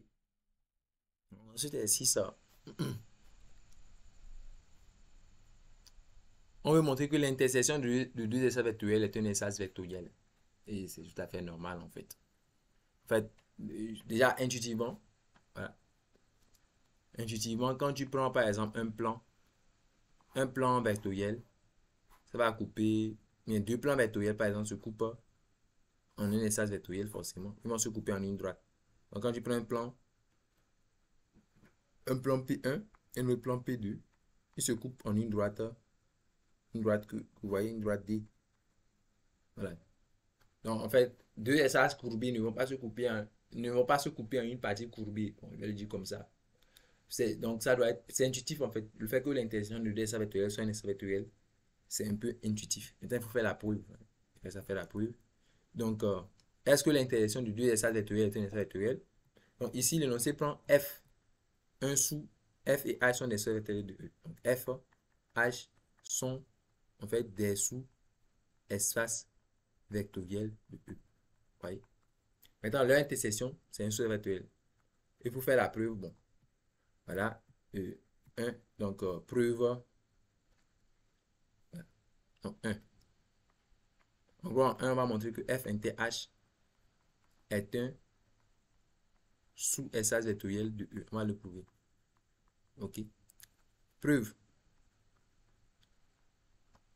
Pour faire la preuve, vous devez on a dit qu'il faut en fait montrer la première des choses. Le premier réflexe, c'est de vérifier si le vecteur nul est dans l'espace. S'il n'y a pas de vecteur nul, ce n'est pas un espace vectoriel et on s'arrête en fait. Donc, est-ce que le vecteur nul appartient à F inter H? D'abord, le vecteur nul est dans F. Pourquoi, selon vous? Qui peut me justifier ça? Parce que F est un sous-espace. Effectivement. Parce que l'énoncé a dit que F est un sous-espace vectoriel, n'est-ce pas? De la même façon pour H. Le vecteur nul appartient à H. Car H aussi est un sous-espace vectoriel de E. Oui. Donc, c'est clair qu'à partir de là, vous voyez que le vecteur nul, il est à la fois dans F et dans H. Donc, on peut conclure qu'il est dans l'intersection.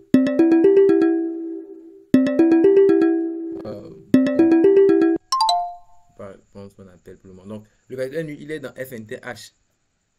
Ok? Le vecteur nul, il est dans F, il est dans H. Donc, il est dans l'intersection. Le vecteur nul, il appartient donc à quoi? À F inter H. Donc, ça, c'est la première condition. C'est la première condition. Première chose à vérifier. La deuxième condition, c'est la stabilité. Il faut montrer que c'est stable par combinaison linéaire. Donc, quand tu combines des choses dans F inter H, ça donne quelque chose qui est dans F inter H. Donc, la première chose est faite. La deuxième chose, pour cela, vous prenez des vecteurs de F inter H. Okay? Donc, vous prenez des vecteurs que j'appelle peut-être IY dans F inter H. Donc, vous prenez des vecteurs de f inter h. Vous prenez aussi, c'est pas tout, vous prenez des vecteurs de f inter h. Vous prenez aussi un scalaire, par exemple. OK? Alors, essayez de montrer qu'en combinant alpha ici, y. Donc, la question, c'est ça. Hein? Donc, est-ce que, donc je vais me poser la question ici. Est-ce que, quand tu combines les deux, est-ce que ça appartient toujours à f inter h? Point d'interrogation. C'est ça qu'il faut vérifier. Voilà, et partir en fait. Bon, en fait, ici, y sont dans f inter h, en fait. Donc, ça veut dire que ici, y sont dans f. On est d'accord. Parce que être dans f inter h, c'est être dans f et d'être dans f. Donc, je peux dire que, d'une part, ok, donc, d'une part, ici, y appartient à f. Et alpha est dans k, évidemment. Donc,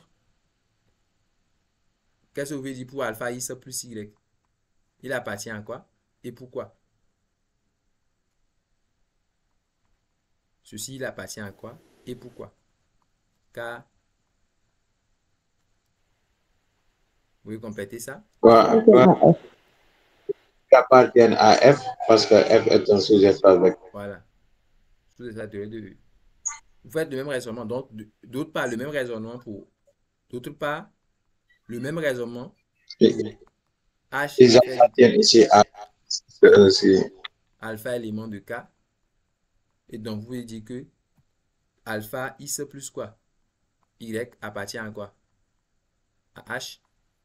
Car H est un sous-espace vectoriel de E, n'est-ce pas?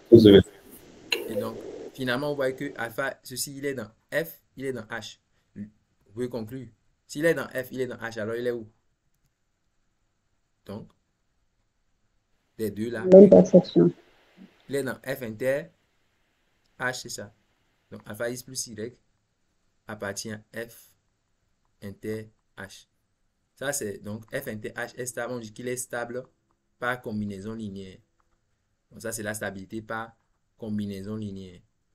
Un espace qui est stable par combinaison linéaire, en plus d'avoir le vecteur nul, est un espace affine. Qu'est-ce que je dis là? C'est un espace vectoriel. En plus d'avoir le vecteur nul. Les espaces affines, en fait, eux ils ne contiennent pas forcément le vecteur nul. Pas forcément. Donc, ici, F et H est stable par combinaison linéaire, en plus d'avoir le vecteur nul. On peut donc conclure à partir des deux points que oui. Donc, en conclusion, vous pouvez maintenant conclure en disant que, en conclusion, c'est bien un espace vectoriel. Donc, l'intersection est un sous-espace vectoriel de E. Donc, vous retenez juste que l'intersection de deux espaces vectoriels est un espace vectoriel. L'intersection, quand deux espaces vectoriels se coupent en un espace vectoriel. Donc, l'intersection de deux espaces vectoriels, est un espace vectoriel. C'est ça l'idée en fait qui est derrière. Ok. Donc ça c'est pour le 1. Pour le 2. Là c'est la somme. Donc bon, schématiquement, je vais vous montrer des cas d'intersection. Ok. Je vais essayer de vous montrer quelques exemples visuels de la chose. Donc schématiquement, qu'en est-il? Okay. Quelques exemples pour que vous compreniez mieux ce qu'on vient de dire là. Donc, schématiquement, je peux prendre, prenons le cas du plan. Okay. Quand je prends deux espaces vectoriels du plan, je prends par exemple une droite et qui passe par le vecteur nul et une autre. Okay. Donc, ça comme F, ça là comme H. Selon vous, quelle est l'intersection de ces espaces? Ça, ici se trouve le vecteur nul. Ici se trouve le vecteur nul. Avec le dessin que j'ai fait, F et H se coupent où? En haut. Vecteur nul. Au niveau du vecteur nul. Ça fait le vecteur nul. Et vous savez que l'espace nul est un espace vectoriel. L'espace dans lequel il n'y a que le vecteur nul, c'est un espace vectoriel. Est un espace vectoriel.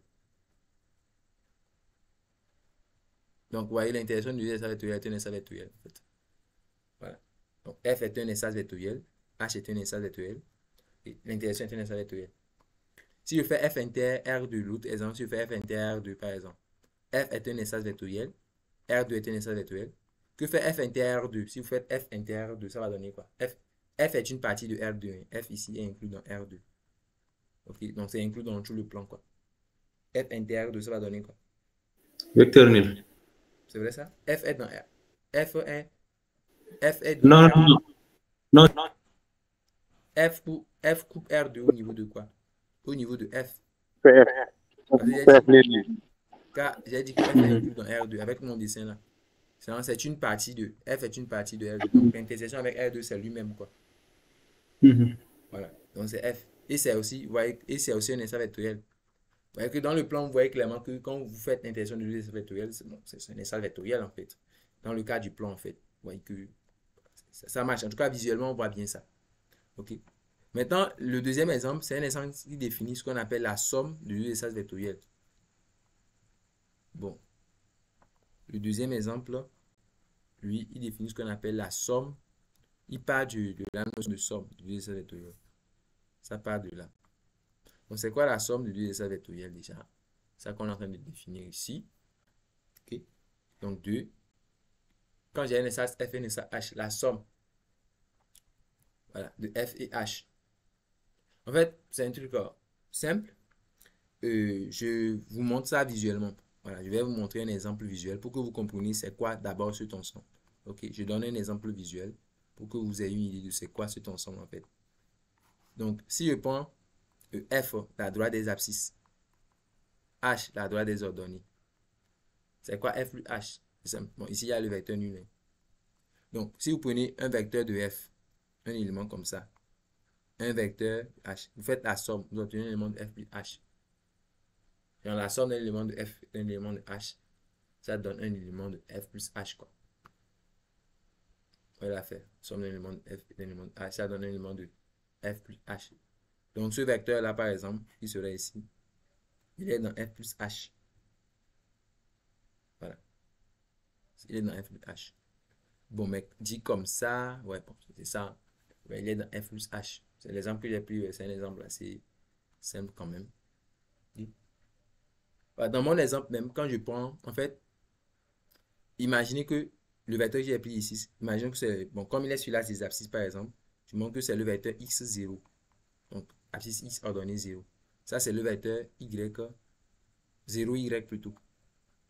Ça, c'est le vecteur 0y. Donc, on fait la somme de ici 0 et de 0y, ça donne le vecteur xy. En fait, donc ici, si vous faites par exemple du xy, c'est la somme de x0 et de quoi?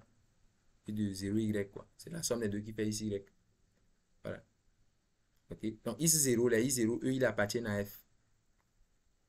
Ils appartiennent à f. Ceux-ci, eux, ils appartiennent à h. Mais ça, là, lui, en général, il est dans R2. Hein. Xy, c'est un élément de R2. Ok. Voilà. Bon, xy sont des nombres réels, évidemment. Donc, vous voyez, en gros, par exemple, chaque vecteur de R2, vous voyez que chaque élément de R2 est la somme d'un élément de F et d'un élément de H. Si vous voyez bien, chaque vecteur de R2 se décompose sur F et H. Donc, en fait, on peut écrire R2, c'est quoi? C'est F plus H. On écrit ça comme ça, quoi. Vous voyez. Maintenant, F, vous voyez bien que F, lui, c'est un espace vectoriel. H, c'est un espace vectoriel. Et la somme des deux, c'est R2, c'est aussi un espace vectoriel. En fait, ce qu'on va démontrer, c'est que si F et H sont des espaces vectoriels, en fait, la somme de deux espaces vectoriels, la somme, ce que je veux dire, c'est que la somme de deux espaces vectoriels est un espace vectoriel, en fait. C'est ce qu'on vous demande de faire, de démontrer là-bas, la somme. Ouais. Donc, en général, donc, revenons à l'exercice. Donc, F plus H est défini comment? C'est l'ensemble des vecteurs qui s'écrivent comme somme d'un élément de F et d'un élément de H. Autrement dit, si vous écrivez qu'un vecteur U est dans F plus H, ça signifie quoi? Ça veut dire, comment, en langage mathématique, il peut me compléter. U appartient à F plus H, ça veut dire quoi? U appartient à F plus H équivaut à. Si U est dans la somme, si U est dans F plus H, qu'est-ce qu'on doit avoir? X plus Y. On doit avoir X, ce n'est pas rigolo. Une phrase complète, U appartient à F plus H équivaut. Donc je vais mettre X plus Y, vous voyez que bon, ça ne marche pas. U appartient à F plus H, qu'est-ce qu'il faut écrire de façon complète?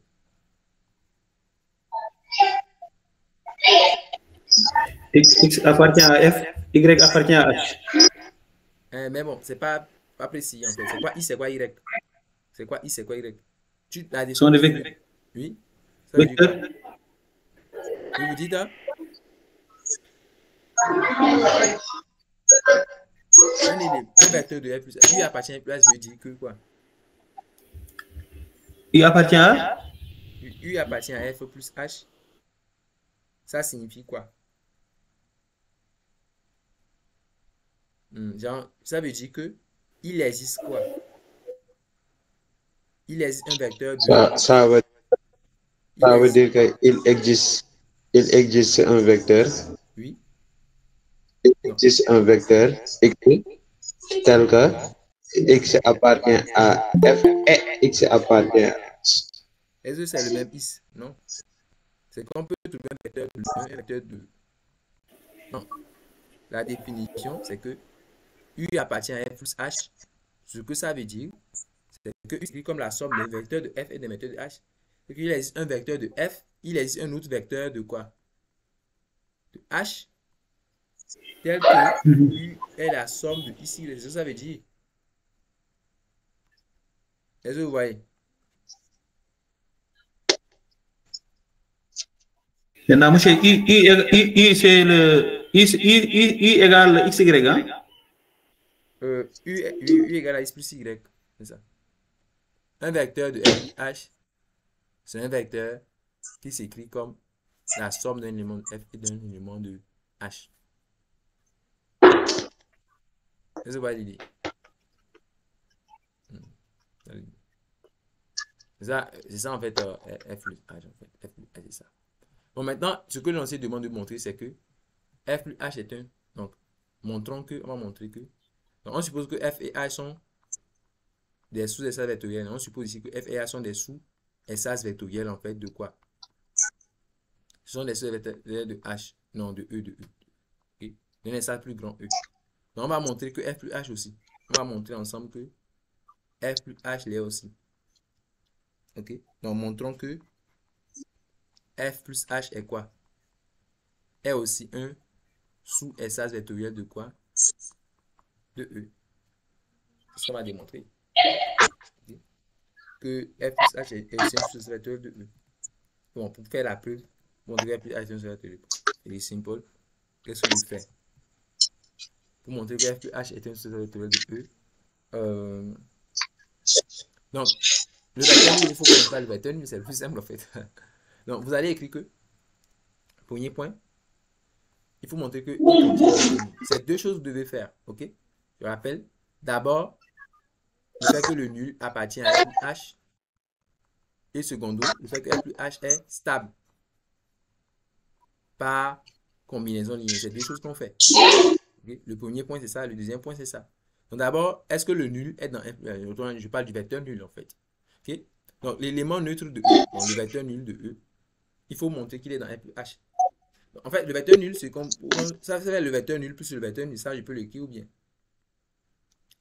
Maintenant, je peux dire que le vecteur nul appartient à E, à F. Genre, le vecteur nul, ça fait la somme de lui-même.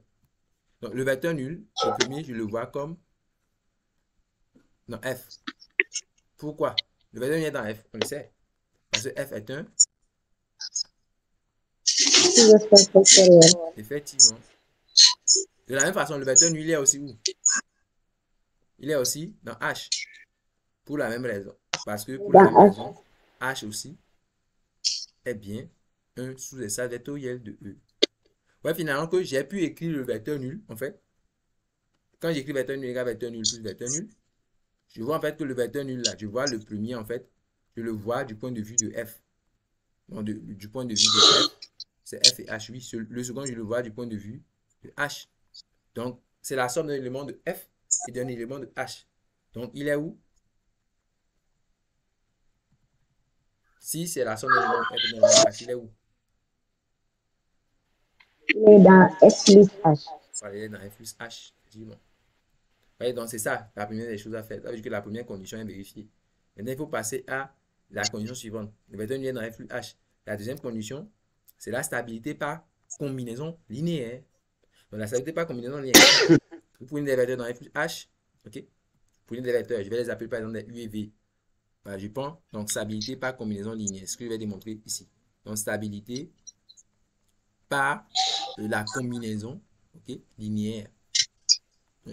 Pour cela, en tout cas de f plus h, hein, c'est la stabilité de f plus h que je vais vérifier par combinaison linéaire. C'est pour ça qu'on prend en fait deux vecteurs de f plus h. Bon, pardon, on va les appeler u et v par exemple. Donc, je dis soit u et v, des vecteurs de f plus h, ok. Je pense à deux vecteurs en fait qui sont dans f plus h. J'ai besoin aussi d'un scalaire. Par exemple, un alpha, élément du corps K sur lequel on travaille. Soit L, soit C, on s'en fout pas mal. Donc, on prend deux vecteurs en fait de f plus h et on prend un scalaire. Maintenant, c'est pour ça que je vous ai posé la question. Que veut dire U est dans f plus h? Oui, parce que si vous bloquez ici, bon, vous aurez du mal. Que veut dire U est dans f plus h? Okay. Is plus Y. Avec is, ça veut dire que il est de la forme. Vous devez savoir traduire ça. Vous devez vous-même comprendre que veut dire U est dans f plus h. Okay. Donc, U appartient à f plus h. Donc, U s'écrit, c'est-à-dire il existe donc un élément de f, un élément de h tel que, vous pouvez les appeler ici y. Bon, ici je vais utiliser, il existe, je vais l'appeler uf et uh. T'en fous. Donc je vais l'appeler le premier uf. Il existe uf dans f. Il existe aussi un uh dans quoi? Dans h. Tel que u s'écrit comme quoi? Uf plus uh. Okay? C'est juste une notation comme ça. Ok? Je vais faire la même chose pour V par exemple. Donc V aussi il est où? Dans F plus H, n'est-ce pas? Donc V s'écrit comment? Donc il existe quoi? Un VF. Dans F, il existe quoi? Un VH. Dans H, V s'écrit comment? Un V de F plus un VH. Et vous faites la somme. Vous calculez. Alors essayez de montrer que quand vous faites la combinaison, n'oubliez pas l'objectif. Vous ne devez pas oublier le. Essayez de montrer si vous faites par exemple alpha U plus V. Est-ce qu'il est encore... C'est la question que vous devez vous poser. Est-ce que quand je combine U et V, est-ce que j'obtiens toujours un vecteur qui est dans F plus H? Donc, je fais le calcul simplement. Je calcule quoi? Je calcule alpha U plus V.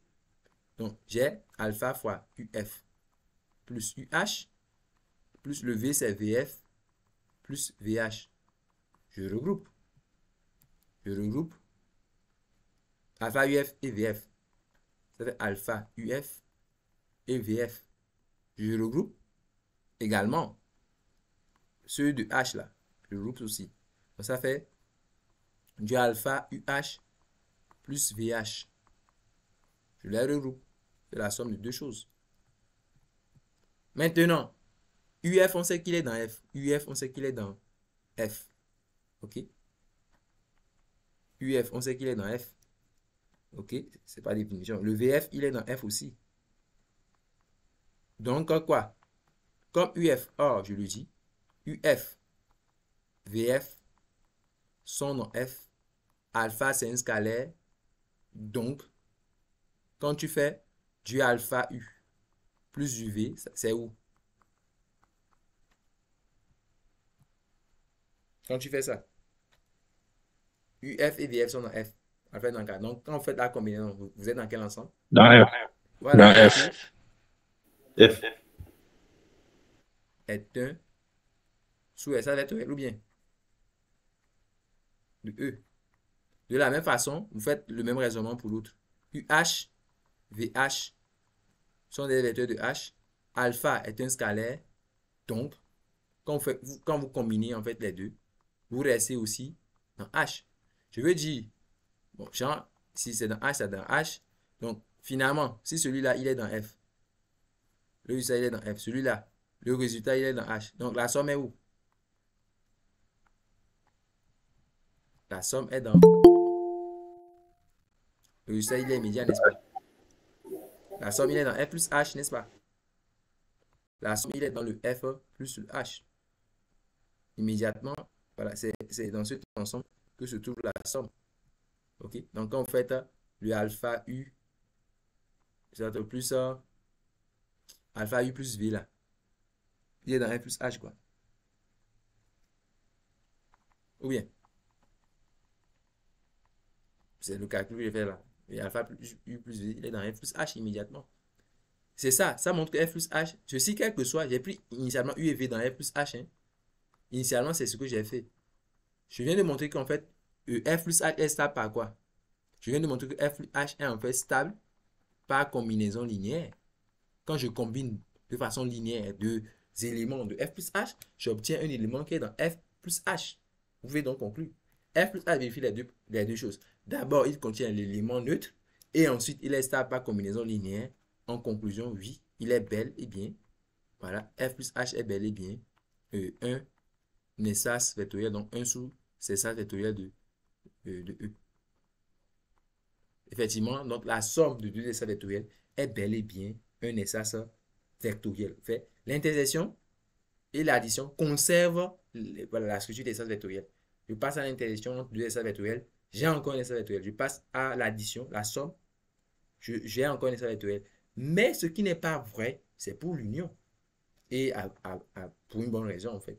Quand tu fais de l'union, tu n'es pas sûr d'avoir un espace vectoriel. Pourquoi on va le vérifier tout de suite? On va donner un contre-exemple.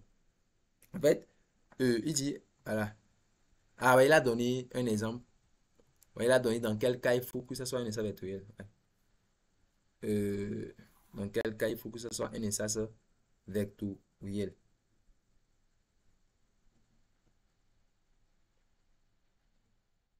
Donc, il a donné ça.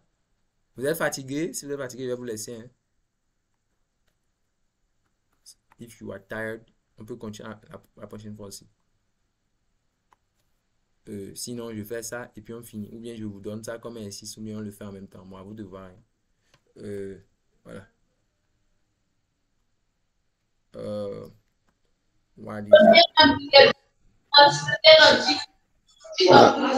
Les gars, on dit quoi? En tout cas, le temps est écoulé.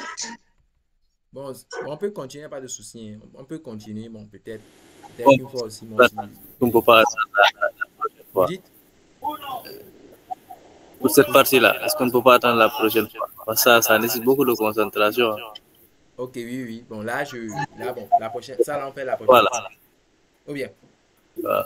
Ok, d'accord, on fait comme ça. Bon, là, je vais vous laisser. Ok, je vous enverrai la vidéo. Donc, essayez d'y réfléchir. Bon. Ok.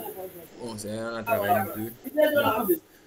Bon. Je vous enverrai les documents et la vidéo dans le groupe. Okay?